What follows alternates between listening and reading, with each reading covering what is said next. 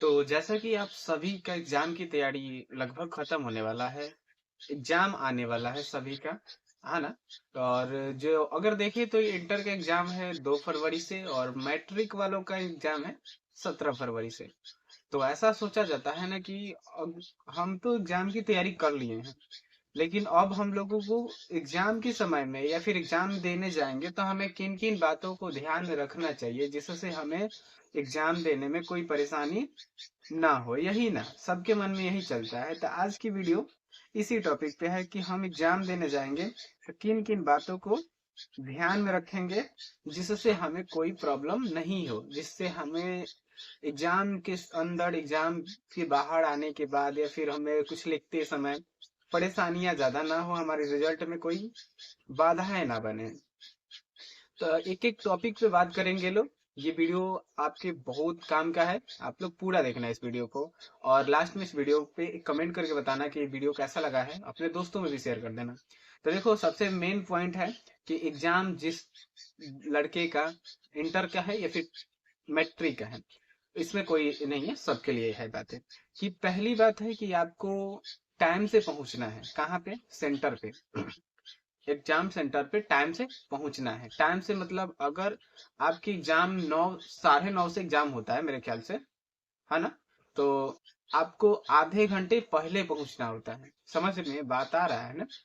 आधे घंटे exam centre पे आधे घंटे पहले पहुंचना है। इससे होता क्या है कि आप पिछले साल की वीडियोज कुछ देखे होंगे जिससे लड़कियां गेट के नीचे से घुस के जा रही थी, छत फान के जा रही थी, लड़के फान के जा रहे थे। ये करने की क्या जरूरत है? हमें नहीं लगता है। आप आधे घंटे पहले जाइए ना।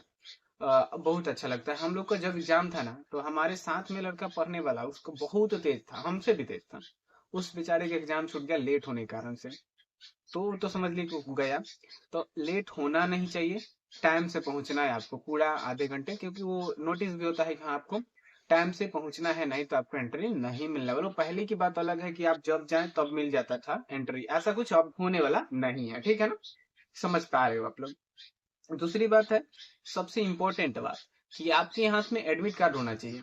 अगर आप एग्जाम देने जा रहे हैं 10th हो या 12th हो, तो आपके हाथ में एडमिट कार्ड होना चाहिए। और एडमिट कार्ड पे ध्यान होना चाहिए कि जिस स्कूल में आप पढ़ रहे थे वहां से प्रिंसिपल का सिग्नेचर होगा, मोहर होगा। और नहीं है तो आप लोग जल्दी से जल्दी वो काम करा लें, नहीं तो उसका कोई वैल्यू नहीं है। ठीक है? तो आप लोग उसको क्या कर लेंगे, पहले एडमिट कार्ड साथ में होना चाहिए, नहीं तो उसके बिना एग्जाम नहीं हो पाएगा। तो एडमिट कार्ड मेन इंपॉर्टेंट बात है कि आपको एडमिट कार्ड लेके जाना है। समझ में आ रहा है? और दूसरी बात है कि आप कहेंगे कि सिर्फ एडमिट कार्ड, कोई और प्रूफ लेना है? तो देखो, 1 से 2 दिन परेशानी होगी, ठीक है ना। तो आपको क्या करना है, एडमिट कार्ड के साथ में आधार कार्ड ले लेना है। क्या? एडमिट कार्ड के साथ में आधार कार्ड लेना है। इसके अलावा आप कुछ भी नहीं लीजिए, आपका काम हो जाएगा। ठीक है ना? समझ में आया? पहला बात कि हमें टाइम से पहुंचना है। दूसरी बात, एडमिट कार्ड लेके जाना है। आधार कार्ड हाथ में ले लेना है। और तीसरा बात है कि आपको पेन, क्या पेन सोना के नहीं लेके जाना है। आप जी मतलब पूरे साल जिस कलम से तैयारी करे हैं ना, वो 5 वाला, 10 वाला, 8 वाला, जो भी है, 15 वाला कलम है, जिस कलम से आप पूरी साल तैयारी करे हैं ना, उस कलम को आपको बोर्ड एग्जाम में लेके जाना है। ये नहीं कि कोई बाबा से आप कलम फुकवा लिए और कहे कि हाँ इस कलम से बबुआ लिखिए ताकि ढेर नंबर है। ऐसा कुछ नहीं है बाबू, नहीं होता है। आपको जिस कलम से आप तैयारी कर रहे थे उसी कलम से आपको लिखना है।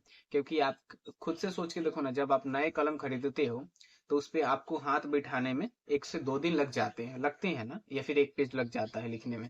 तो आपको क्या करना है, जिस पेन से आप पूरे मतलब लिख लिए हो, पुराना हो गया है, 1 2 दिन लिखे हुए हो, उस कलम को लेकर लेना है तो बोर्ड एग्जाम में जाना है। और कलम 2 कलर का होना चाहिए, एक ब्लू दूसरा ब्लैक होना चाहिए, याद रहेगा, ब्लैक और ब्लू। कलम की संख्या 4 5 होनी चाहिए, क्योंकि मान लो कि आपका कलम बीच में कभी धोखा दे दे, भस गया, जिसको बोलते हैं भस जाना, तो भसेगा नहीं ज्यादा। आप तो पहले से मतलब सिंसियर रहेंगे ना कि कलम नया ही ले जाएंगे, नया लेके ही नहीं जाना है, पुराने कलम लेके जाना है। और ऐसे 2 3 4 कलम लेके जाना है, ताकि आपका कोई भी एक कलम धोखा देता है तो आपका दूसरा कलम काम में आ जाए।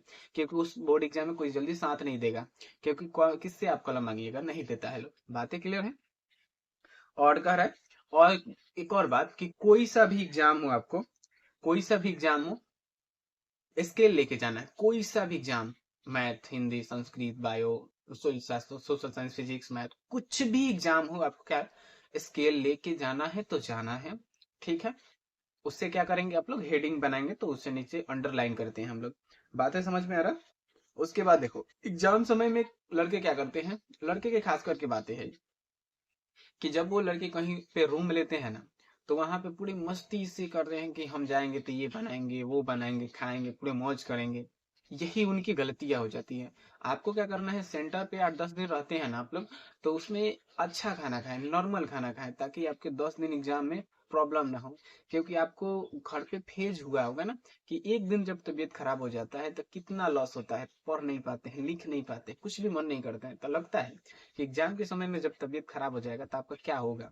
तो इसलिए नॉर्मल खाना एकदम मस्त ही रहना है। 5 से 6 मतलब 10 ही दिन की तो बात है, उसके बाद तो दबा के घर पे आके खाओ ना। तो समझ में आ गया, नॉर्मल खाना।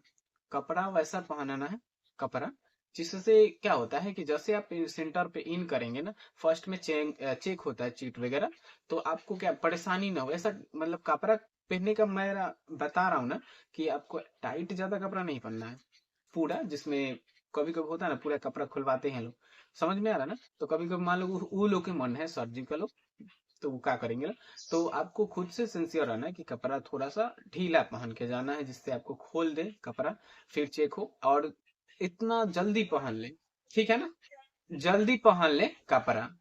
और क्या होता है कभी कभी क्लास में भी कपड़े चेक, मतलब चेक हो जाए तो वहां पे कपड़ा खुला सकता है, तो वहां पे आपकी लॉस होंगे समय। अगर आपका कपड़ा अच्छा नहीं रहेगा, जल्दी पहनने वाला नहीं रहेगा, तो आपका समय लॉस हो जाएगा। तो इसलिए कपड़ा अच्छा पहन के जाए, तो कि ताकि जल्दी हो सके।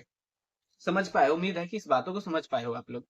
आखिरी है कि जब एग्जाम सेंटर पे आप लिख रहे हैं, जैसे मान लीजिए अभी एग्जाम स्टार्ट हुआ, टोटल क्वेश्चन आप बनाते गए, और क्या आपकी आखिरी में आपको 10 मिनट बचाना है, तो बचाना है, क्या बोले हम ना, कि पूरा कंप्लीट क्वेश्चन बनाने के बाद आपको 10 मिनट बचा लेना है। 10 मिनट इसलिए बचाना है ना, कि आप देख पाए कि कौन कौन से क्वेश्चन बचा हुआ है, कौन कौन क्वेश्चन हम करे हैं, किसको सही वे में करे हैं या नहीं करे हैं।